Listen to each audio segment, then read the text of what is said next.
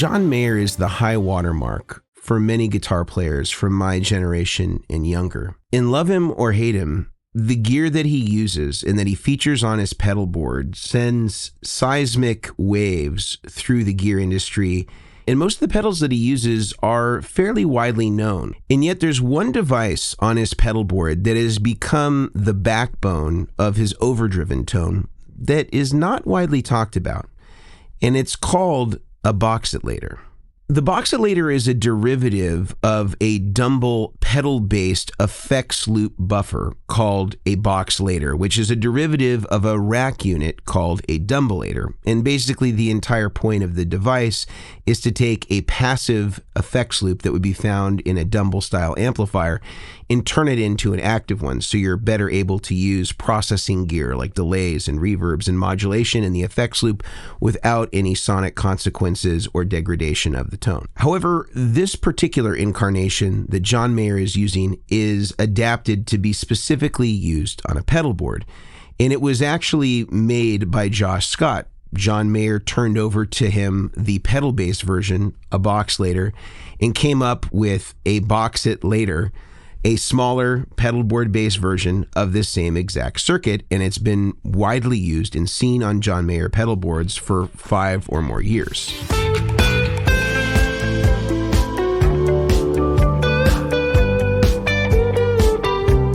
But there are still a lot of questions that remain unanswered about it, about how he uses it and exactly what it's doing in the signal path and where it even lives in the signal path. And as fans, we had a bit of a lifeline sent to us in regard to being able to capture this circuit when Josh Scott recently released a pedal called a Not a Dumble. And he said that the circuit inside of the boost component of this particular pedal had in it the same circuit as what was in the box-a-lator, only come to find out a week later that there was a mistake in the manufacturing and design, and it was actually based on another Dumble-based module called a BBC1, a preamp of some kind that had a variable input impedance control and an output volume control, which is dissimilar from what a Dumble-lator style device might be. So we're back to square one now that the JHS pedal doesn't actually have this circuit housed within it. Or are we? There actually happens to be a device that has been on the market for many years that satisfies the very same components that the box-a-lator does. It is designed to be a solid-state version of a Dumble-lator that is in a pedal-based format.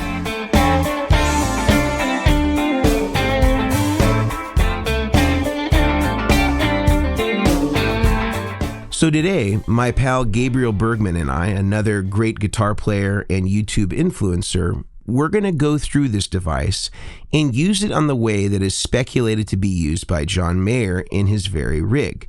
We're going to use 2 vintage TS10s, a Klon, and this device called the Kleinulator, which is representing the box-a-lator, and see what this actually does to the tone and why it is such an important part of the backbone of John Mayer's overdriven and lead sound. So let's dive into the Kleinulator and let's see what this thing is all about.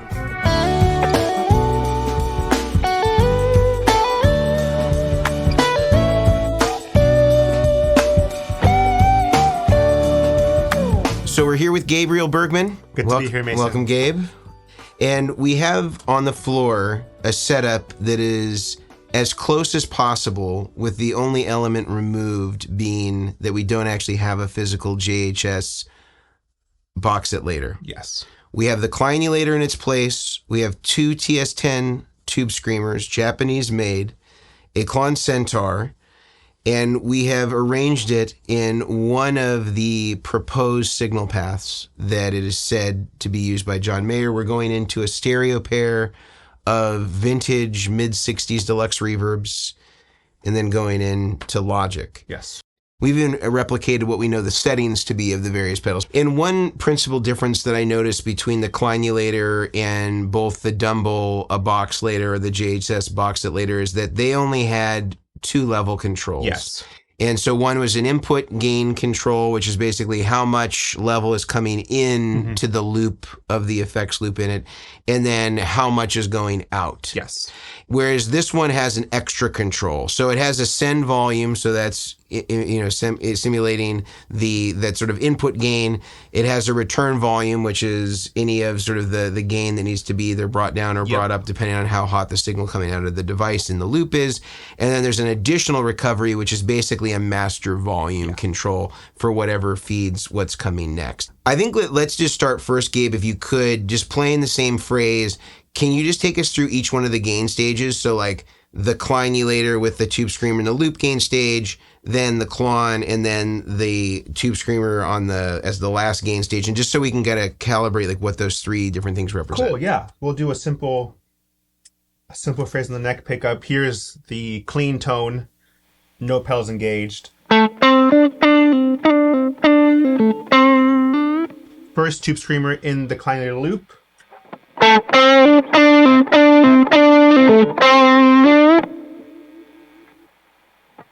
The Klon. And the second tube screamer.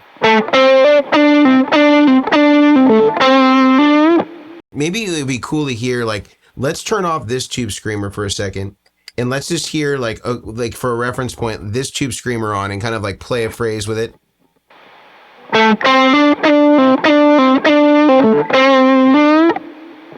And now let's go to that one and hear that one do the same thing.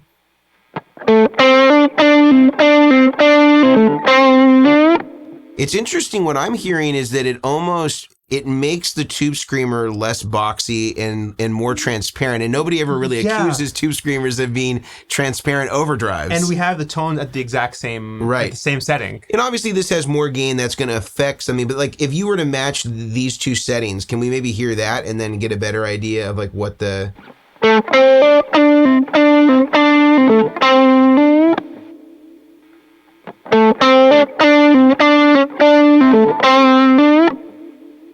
Let's maybe hear it with that example of like how it might stack then with the Klon and how we might do it. Oh, so Klon after tube screamer and then Klon in front of tube screamer.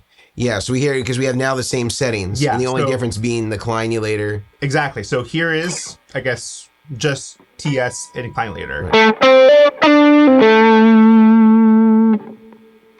Klon. So it's almost like my prediction, and I think you agree with it, is it's kind of this is the always on gain stage with the Kleinulator, or in his case, the box-a-lator. And then it's either am I using stage 1 with the Centaur, or am I using stage 2 with the tube screamer? Yeah. Now, the other theory that the Tone Geek talks about is that the tube screamer comes before the box-a-lator or the Dumble effects loop, and that it's just wired into itself to basically just be a standalone attenuator for the gain stages coming in, and then can be used as a boost going out of it. So I think we should reorient this to match that other signal path, and let's see how that sounds comparatively. Let's do it. So we've reoriented. We've got the tube screamer coming after the guitar. The tube screamer is then going into the Kleinulator. Now, you'll notice from the overhead cam, there's nothing plugged in between the send and return. No. One smart thing that the designer of this product did is he made them short to themselves. So it's basically the same as how it's speculated John Mayer would use a bridge cable to bridge the send and return. This doesn't need you to do that. If you unplug from them, it automatically connects them together. So all the controls still work as though it were a normal pedal, even without the effects loop being used. Then that's feeding the Centaur. Then that's feeding another TS10. So I noticed you've already adjusted some settings here. Yeah. And what was the intent behind that? So if we just hear the tube screamer, the first one on, right, there you'll notice our lead boost, or our first boost, right?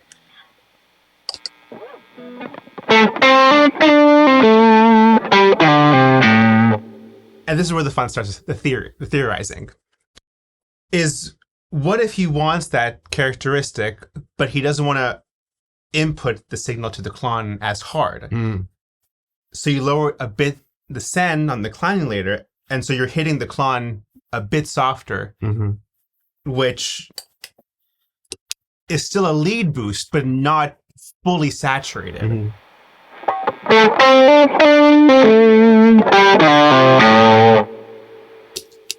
In a way, how I'm hearing it is it's almost simulating our second tube screamer with the higher gain. But maybe just a little bit of a different EQ and color profile. And I'm sure if you mess with the Kleinulator more, you could probably attenuate that signal more, and so it hits the Klon a bit less. Can you show us that? So basically what this would entail backing down the send volume. Exactly. And increasing either the return or the recovery or both. Yeah, so if I put the send to 11, or about 10 o'clock maybe I'll push the return a bit higher, and the recovery. And then hit the tube screamer.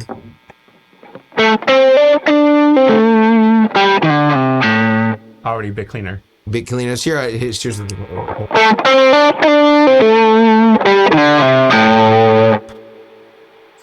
Yeah, bring it back up to where it was. Then back off the return maybe a little bit, or the recovery.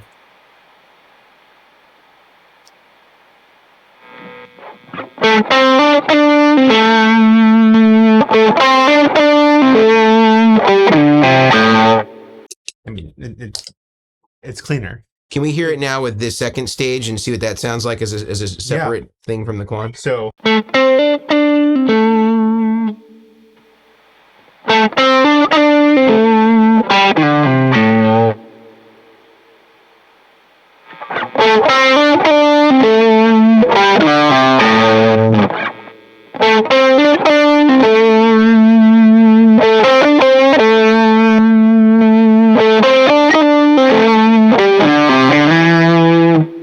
prefer the sound when the tube screamer is in the loop of the quote unquote Dumble-style effects loop, or do you prefer it when it's running into it? I think in the loop. Yeah. Yeah. You have a little more control that way of everything, because as you mentioned, we don't have the katana in this setup. Yeah. And if that's boosting going in, that could also change the dynamic response because you have more volume hitting the input of the Kleinulator, whereas right now we just have passive Strat pickups. Exactly. And also identifying the boxiness that we heard in the prior example. Right. That's a big seller for me. Yeah. Wow, this has been really enlightening to hear it, because I agree with you 100%. If I were going to recreate this signal path and using kind of the Dumble-style effects loop pedal, I think in the loop seemed to be the most musical, most control. You could make it cleaner, you could make it dirtier. It may not be for everybody, but diving into it and seeing how it's used, theorizing. I mean, no one knows what's really being used for. This is all a guess. Which is the fun part. But very educated guess. Yeah, which is so much fun and interesting enough is applying this to your rig and see how you could be, or how this can be useful to you. Yeah.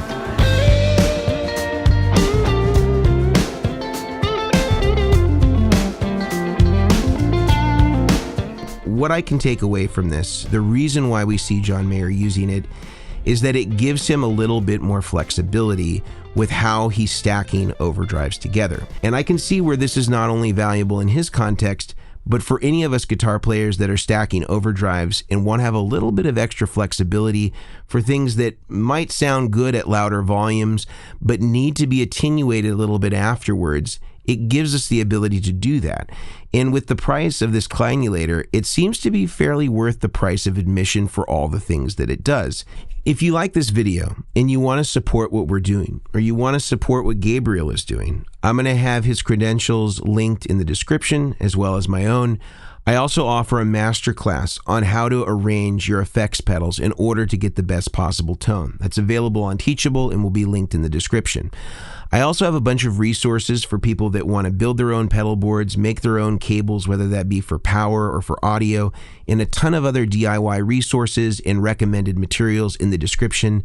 Many of these are Amazon links, and I do get a small commission when you do purchase through there, so I wanted to give you that disclosure, but they are all vetted, high-quality materials. I also manufacture guitar pedals. My company name is Vertex Effects, and you'll see those linked in the description as well. There are many different overdrive devices, boosts, etc. that are there, in addition to the highest quality buffer that you can buy that also does signal routing for mono, stereo, 4-cable method, 5-cable method, wet, dry, wet rigs. So do check it out there. You can also join me over on Patreon. You'll find that also in the description if you want to join up. And I thank you so much for watching today, and hope you'll check out some of the other videos here on the channel. Until next time, I'm Mason Marangella from Vertex Effects, and I'll see you on the next one.